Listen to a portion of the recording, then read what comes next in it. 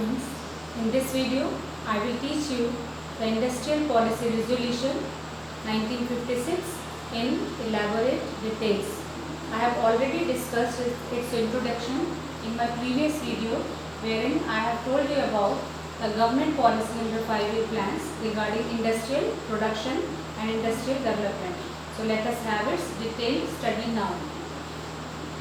Under 5-year plans, government introduced or government declared Industrial Policy Resolution in 1956. It was a law passed by government in which government had directly declared that it will play a leading role in industrial sector. I have also discussed you what were the reasons. The reasons were that government found that there was low investment level, people were very poor and lack of motivation among entrepreneurs to invest in the economy. Besides, to attain social justice means giving better or more benefits to more people, industrial production must be led by government. This was the main motive of declaring IPR 56. Now, what are its main features? You can categorize its features into 3 parts. First is government declared threefold classification of industry. It means the industry will be of 3 types according to this IPR 56 law. The 3 categories are: number 1, purely public enterprises, which can be run and which can be taken over only by government, and this sector or this type of industry or producing units were quite major in size and big in size. The second was public plus private enterprise, means those industries were second category in which government could produce as well as private sector also could produce. Then lastly, private sector enterprises will be those only which are not included in these first 2 categories. So what do you see here? Government has taken the first sector fully in its control. Then second type is combined for both, and third is fully given to private sector. But government had classified the industries or divided different types of goods in these 3 categories in such a manner that major areas would remain under the control of government. Already told, the cause is that investment level was low and social justice was the purpose behind this threefold classification. Now, next feature of the IPR 56 is industrial licensing. The word license means permit. So, for any private sector enterprise to set up any industries, they needed an industrial license or government permission, and this license would be giving a kind of regional equity and growth of more and more areas of the country. That was the reason behind it. How does it come out? Government would give license to those industries more and easily where government wants to develop more industry. For example, if few states already have industries and some others do not have industry, government would provide license to those entrepreneurs who are interested in developing industries in backward areas, and it will lead to regional equity, means all regions will grow well in industry. So this was the next feature of the IPR 56. Now, what is the third feature? Industrial concessions or industrial shops. Concession means giving some relaxation. So government would provide concession to the producer of any particular industry in various forms. Mainly these were of 2 types. First was tax holiday and second was cheaper power supply or subsidized electricity.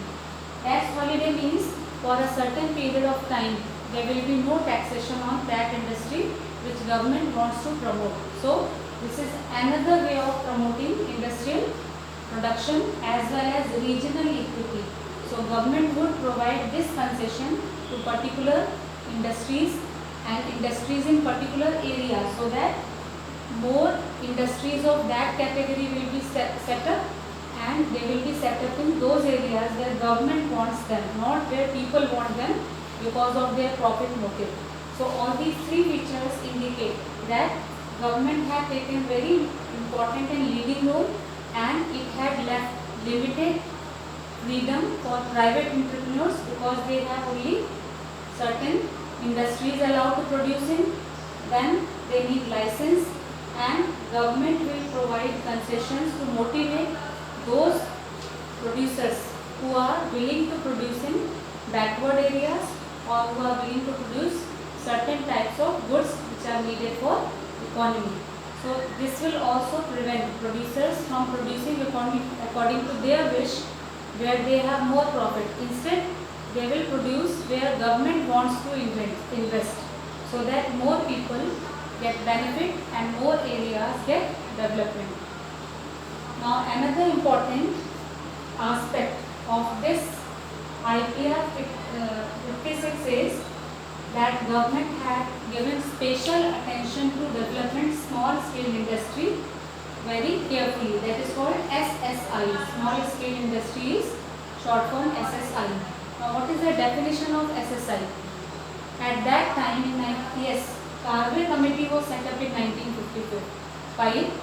Mr. Karve was the head of this committee, and this committee was set up to develop or to chalk out the policy for development of industries in villages and cottage industries.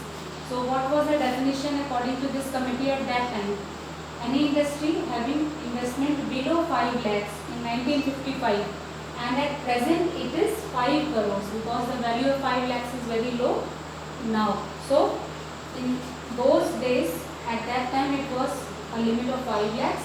Any industry coming below this investment would be called as small scale industry. So what was the reason that government took special care that SSI should be developed? The reason was that investment in SSIs is needed very low, and where low investment is needed, less investment is needed, more people can invest, and it will generate individual equity.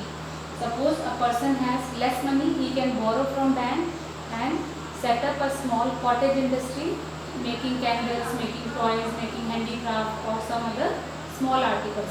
So that will help in bringing equitable distribution. Similarly, this is flexible to be established in any location, locational flexibility. For example, if you need to set up an automobile industry, you cannot set up it in village. You need infrastructure and more facilities. Instead, if you want to set up a small candle making industry, soap making industry, you don't need much more bigger infrastructure and other facilities. So regionally it will be easier to set up in more backward areas. So it will bring regional equity also.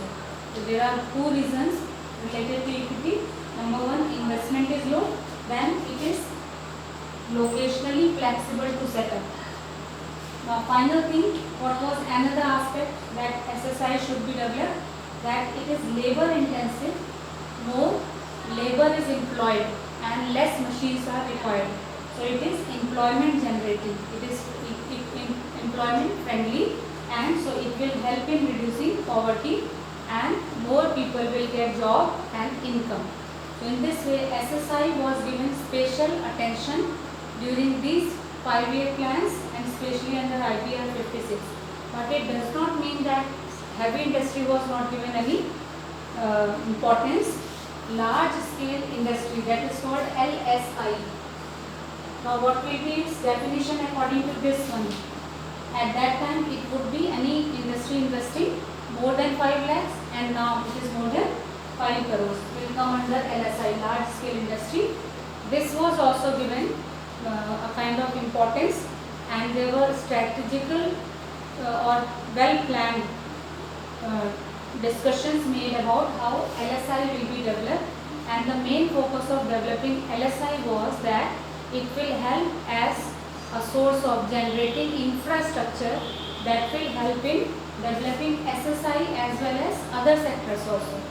So there was a balance between developing SSI as well as LSI, but initially investment level was low, so major focus was on SSI.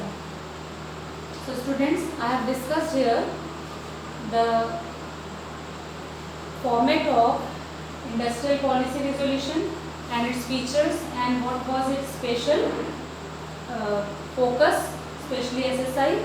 Now we will have further discussion in other videos about its critical analysis.